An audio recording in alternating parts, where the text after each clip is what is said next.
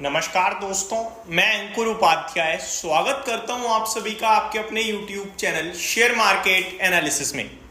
यहां आप सभी के साथ टाटा ग्रुप के दो स्टॉक्स के बारे में बात करूंगा। वैसे तो तीन हो सकते थे बट एक पे क्योंकि डिटेल वीडियो इससे प्रीवियस बनाई है टाटा मोटर्स पे, तो केवल दो के बारे में बात करने वाला हूं।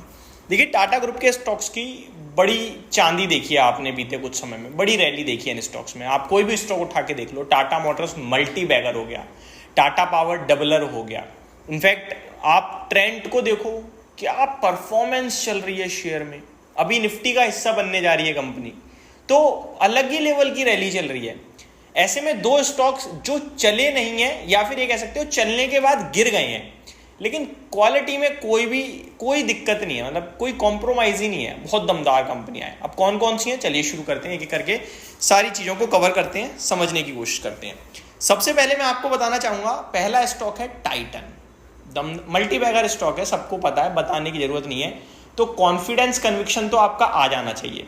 अगर फिर भी नहीं आ रहा है तो आप इसके प्रोडक्ट्स पे ध्यान दीजिए। आई वियर, ग्लासेस, ज्वेलरी, जो तनिष्क है, जो इन्होंने कैरेट लेन एक्वायर करा है, उसकी ग्रोथ कुछ भी उठा के देख लो। अब ये शेयर टूटा क्यों? इस बार क्वार्टरली नंबर अनुमान से हल्के वीक रह गए। यही तो अपॉर्चुनिटी और यही तो शेयर बाजार है, यही तो शेयर बाजार है, यही खूबसूरती है स्टॉक मार्केट की, और यही प्रॉब्लम है। प्रॉब्लम उनके लिए जो खरीदते ही पैसा बनाना चाहते हैं, और खूबसूरती उनके लिए जिन्हें क्वालिटी पता है और फिर खराब भाव का इंतजार, खराब खबर के चलते जब शेयर गिरता है और भाव हो जाए खरीदने वाला, लेते हैं तो वो पैसा भी बनाते हैं। इस शेयर में गिरावट आई थी, 3220-30 तक गिराई है। मैंने आपसे वीडियो में क्लियरली बोला था, जिस दिन रिजल्ट आए थे गिरा था, कि 3250 से लेना ही लेना है, छोड़ना नहीं है। इनफैक्ट 3280 से शुरू कर देना। आज खड़ा है 3360 रुपए पे। तो सबसे पहले तो जिसने सुना करा 100 रुपए प्रति शेयर कम से कम फायदे में बैठा है। पहला लक्ष्य था 3550 और क्लियरली बोला था केवल 6 महीने के लिए होल्ड करो, केवल 6 महीने। 2 क्वार्टर मेरा व्यू था। 2 क्वार्टर में अगर आपका 3200 वाला 3550 ना मिले तो बोलना, 10% का मुनाफा डायरेक्ट बनना है।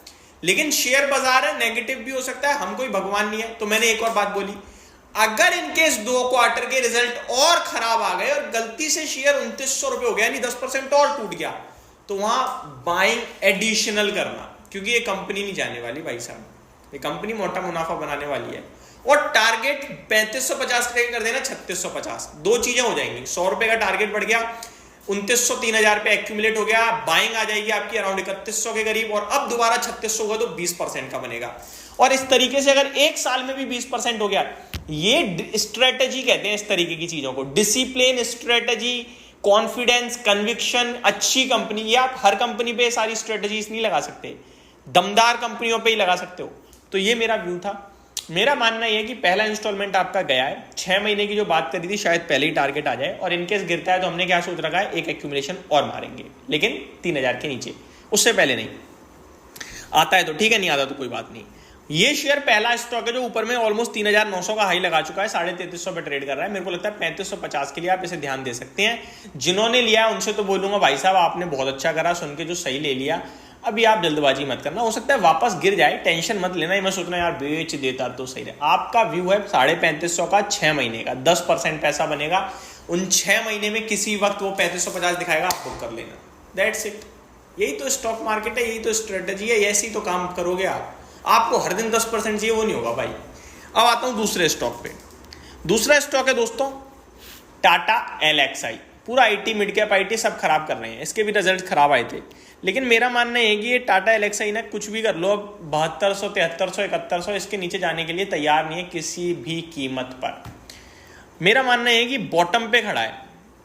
हो सकता है मैं पूरी तरीके से गलत पड़ जाऊं, क्योंकि इसका टेक्निकल चार्ट पैटर्न उतना सपोर्टिव नहीं है। मैं बेस पे खरीद रहा हूं, यानी कि ये जाता है, ये जाता है, वापस ये आता है, फिर ये चला जाता है। तो मैं यहां खड़ा है, यहीं खरीद रहा हूं। अगर ये लेवल ब्रेक हुआ तो गिरावट बढ़ी है, लेकिन गिरावट बड़ी भले ही हो जाए, स्टॉक खराब नहीं है, तो गिरेगा तो फिर वापस जरूर बढ़ेगा। अब मैं आपको बताता हूँ, अभी खड़ा है 7300 पे, नीचे 7250, 7000 तक इजीली आ जाता है। अगर 7000 का मार्क ब्रेक हुआ तो फिर आएगा बड़ा वाला फॉल, जहां पे स्टॉक में 6300 से पहले कोई रुकावट ही नहीं है, यानी करीब 10-12% का सीन बन जाएगा। अब हमें करना क्या है, करंट भाव से हमें पोजीशन उठानी है। ₹100 है, 35 लगा सकते हो, 40 लगा सकते हो। इनके 7,000 पे आए तो एडिशनल ₹20 और लगाओ। परसेंटेज टर्म्स में ले जाना है इन्हें, 35%, 40% करंट भाव पे, 20% 7,000 के करीब।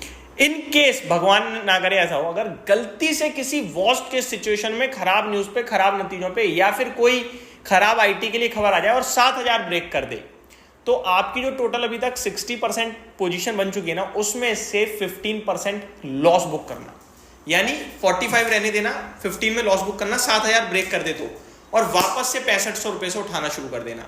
जरूरी नहीं है जैसा हम सोचें वैसा ही हो, क्या पता फॉल्स ब्रेकडाउन हो, वापस से 7,000 के ऊपर आ जाए 7100 के करीब, तो आप जो 15% आपने लॉस बुक किया था वो दोबारा लेना है। ₹100 प्रति शेयर का आपको लॉस हो जाएगा, इससे ज्यादा कुछ नहीं होगा और ब्रोकरेज घट जाएगी, लेकिन आपकी पोजीशन दोबारा बन चुकी है और आपने ब्रेकडाउन पे हल्की भी पोजीशन कर ली थी as a discipline, that's it. अगर जैसा हमने सोचा 7,000 के नीचे खराब हुआ तो 15% तो आप लॉस बुक कर चुके हो, वो दोबारा ₹6500 पे ले लेना और बैठे रहना ₹8,000 के एक मुश्त टारगेट के लिए। मेरे को लगता है इजीली 8,000 आएगा और उसके बाद बेचना नहीं है, रिव्यू करना है, क्योंकि 8,000 कोई लेवल नहीं है, ये तो मैंने राउंड फिगर दिया है। लेवल तो 8700 का निकल रहा है, उसके बाद 9200 का निकल रहा है। तो ये दो स्टॉक है जो मेरे को लगता है आप डेफिनेटली होल्ड कर सकते हो और स्ट्रेटेजी के हिसाब से काम कर सकते हो। होप आपको सारी चीजें समझ में आई होंगी। Thank you so much for watching this video. Have a great day guys.